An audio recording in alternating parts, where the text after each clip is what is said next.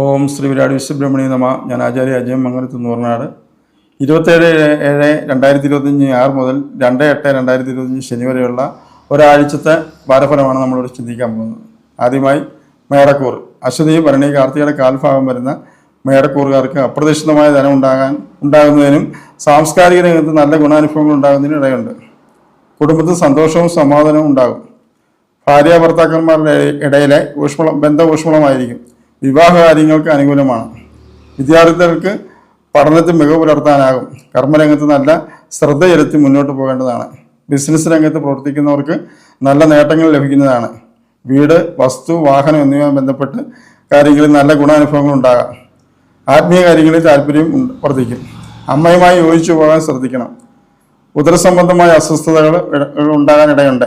ഗണപതിക്ക് കറുകമാല സമർപ്പിക്കുകയും വിഷ്ണു സഹസ്രനാമം ഭക്തിയോട് നിത്യവും ജപിക്കുകയും ചെയ്യാം. അടുത്തായിട്ട് നമ്മൾ ചിന്തിക്കാൻ പോകുന്ന ഇടവക്കൂറാണ്. കാർത്തിക അവസാന മുക്കാൽ ഭാഗം, രോഹിണി മഹേരത്തിന്റെ ആദ്യ പകുതി വരുന്ന ഇടവക്കൂറുകാർക്ക് ഈ വാരം ഏതൊരു കാര്യത്തിന് ഇറങ്ങി പുറപ്പെട്ടാലും വിജയിക്കാനാകും. കുടുംബാംഗങ്ങളുമായി ദൂരയാത്ര വേണ്ടിവരും. ആശയവിനിമയ ശേഷി വർദ്ധിക്കും. വീട് മാറി താമസിക്കാൻ അവസരങ്ങളുണ്ടാകും. കർമ്മരംഗത്ത് നല്ല ഗുണാനുഭവങ്ങൾ പ്രതീക്ഷിക്കാം. വിദേശ സംബന്ധമായ കാര്യങ്ങൾക്ക് ഗുണകരമാണ്. വിദ്യാർത്ഥികൾക്ക് ഉന്നത പഠനം സാധ്യമാകും. കുടുംബസ്വത്തുക്കൾ സ്വന്തം പേരിലാകാനും ഇടയുണ്ട്. ആത്മീയ കാര്യങ്ങളിൽ താല്പര്യം വർദ്ധിക്കും. സന്താനങ്ങൾക്ക് പലവിധ ഉയർച്ചകൾ വന്നു ചേരും. വാക്കുകൾ ഉപജീവനമായി ഉള്ളവർക്ക് നല്ല ഗുണാനുഭവങ്ങൾ ലഭിക്കുന്നതാണ്. അവയിൽ നിന്നും സഹായങ്ങൾ പ്രതീക്ഷിക്കാം.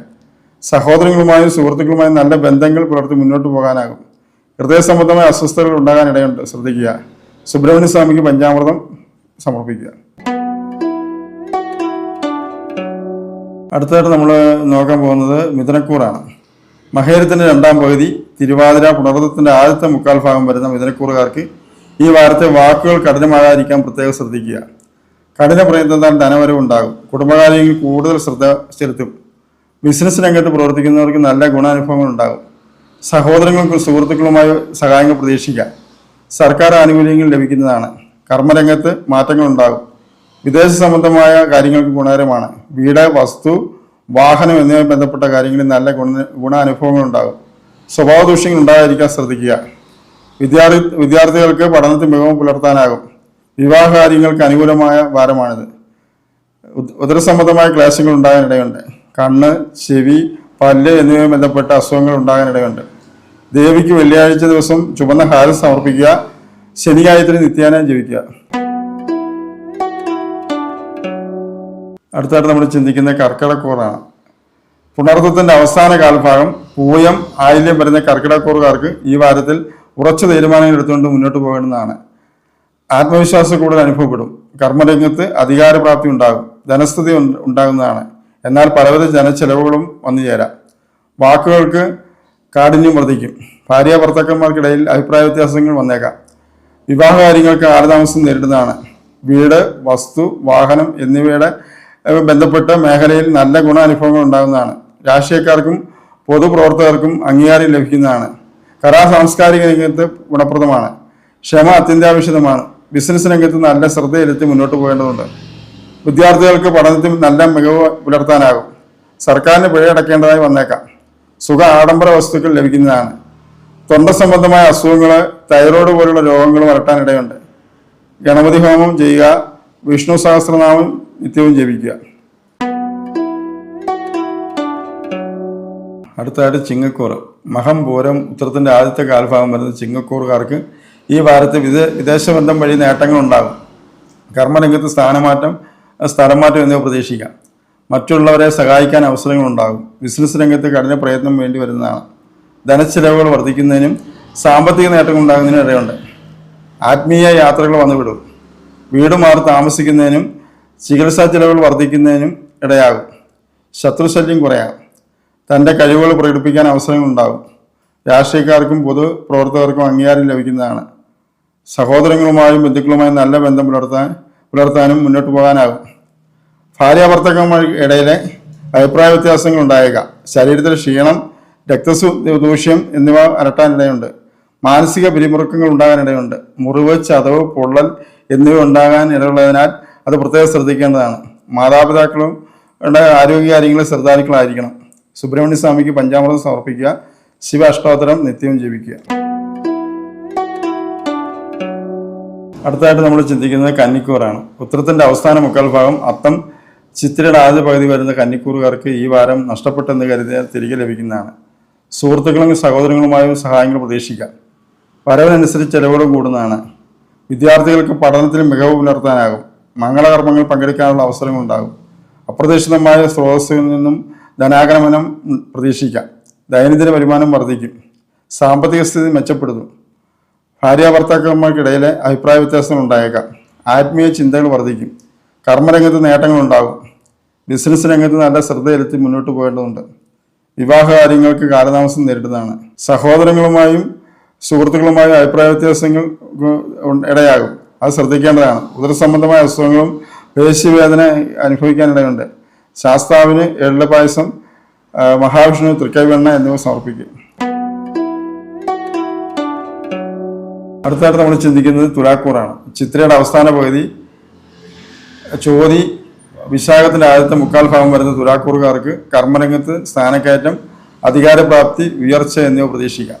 സഹപ്രവർത്തകരുടെയും മേലധികാരികളുടെയും യോജിച്ചു പോകാൻ സാധിക്കുന്നതാണ്. സഹോദരങ്ങളിൽ നിന്നും സഹായങ്ങൾ ലഭിക്കും. സർക്കാർ ആനുകൂല്യങ്ങൾ ലഭിക്കാനും സാധ്യതയുണ്ട്. ബിസിനസ്സിൽ നേട്ടങ്ങൾ ഉണ്ടാകും. ഇപ്പോൾ ഉണ്ടായിരുന്ന പ്രശ്നങ്ങൾ പരിഹരിക്കപ്പെടും. തൻ്റെ പ്രവൃത്തികളെ മറ്റുള്ളവർ അംഗീകരിക്കുന്നതാണ്. റിയൽ എസ്റ്റേറ്റ് ബിസിനസ് ഗുണപ്രദമാകും. വീട്, വസ്തു, വാഹനം എന്നിവയെ പറ്റി ഗുണാനുഭവങ്ങൾ ഉണ്ടാകുന്നതിനും സുഖസൗകര്യങ്ങൾ വർദ്ധിക്കുന്നതിനും ഇടവരും. വിദ്യാർത്ഥികൾക്ക് സ്കോളർഷിപ്പോടുകൂടി മുന്നോട്ട് പോകാനാകും. സഹോദരങ്ങളോട് യോജിച്ചു പോകാനുമാകും. കുടുംബത്തിൽ സന്തോഷവും സമാധാനവും ഉണ്ടാകും. രാഷ്ട്രീയക്കാർക്കും പൊതുപ്രവർത്തകർക്കും ഉയർച്ചകളുണ്ടാകും. ഉദരസംബന്ധമായ ക്ലേശങ്ങൾക്ക് സാധ്യതയുണ്ട്.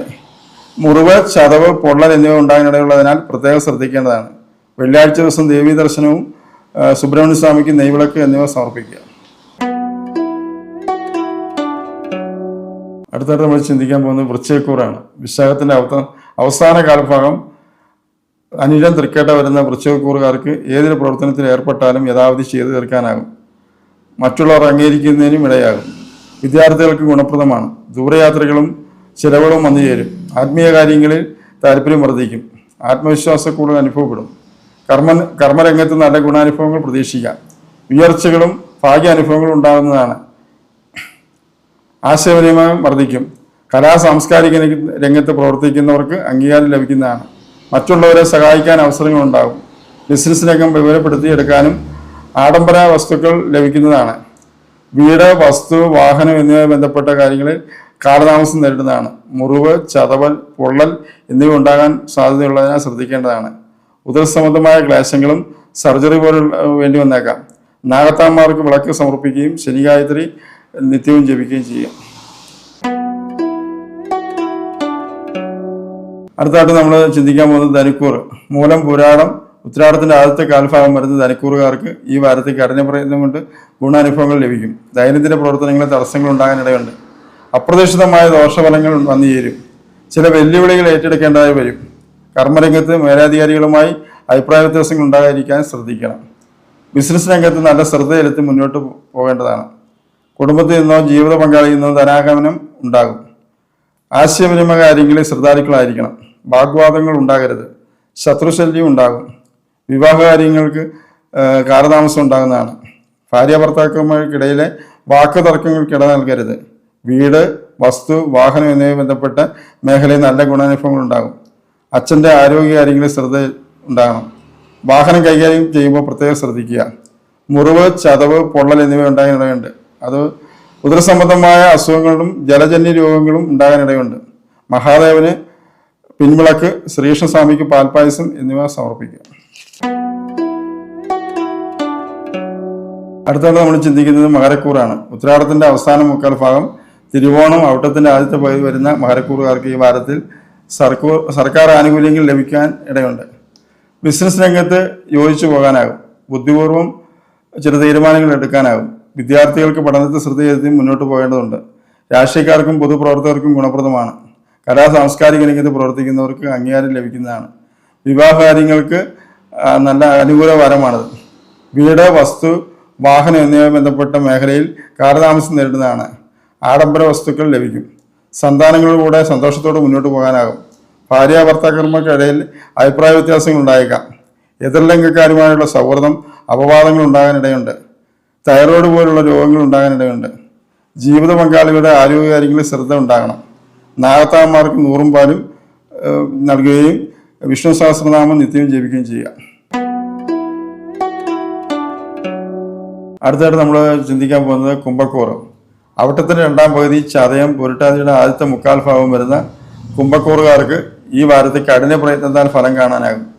ദൈനംദിന വരുമാനം വർദ്ധിക്കും. കർമ്മരംഗത്ത് നല്ല ഗുണാനുഭവങ്ങൾ പ്രതീക്ഷിക്കാം. അപ്രതീക്ഷിതമായ സുഖച്ചെലവുകൾ വന്നു ചേരും. വിദ്യാർത്ഥികൾക്ക് പഠനത്തിൽ മികവ് പുലർത്താനാകും. വിവാഹ കാര്യങ്ങൾക്ക് കാലതാമസം നേരിടുന്നതാണ്. വീട്, വസ്തു, വാഹനം എന്നിവ ബന്ധപ്പെട്ട മേഖലയിൽ നല്ല ഗുണാനുഭവങ്ങൾ വന്നു ചേരും. അച്ഛനും അമ്മയുമായി നല്ല ബന്ധം പുലർത്തി മുന്നോട്ട് പോകാനാകും. സന്താനങ്ങളുടെ സന്തോഷത്തിനായി പ്രവർത്തിക്കേണ്ടതായി വരും. സാംസ്കാരിക രംഗത്ത് പ്രവർത്തിക്കുന്നവർക്ക് പുതിയ അവസരങ്ങൾ ഉണ്ടാകും.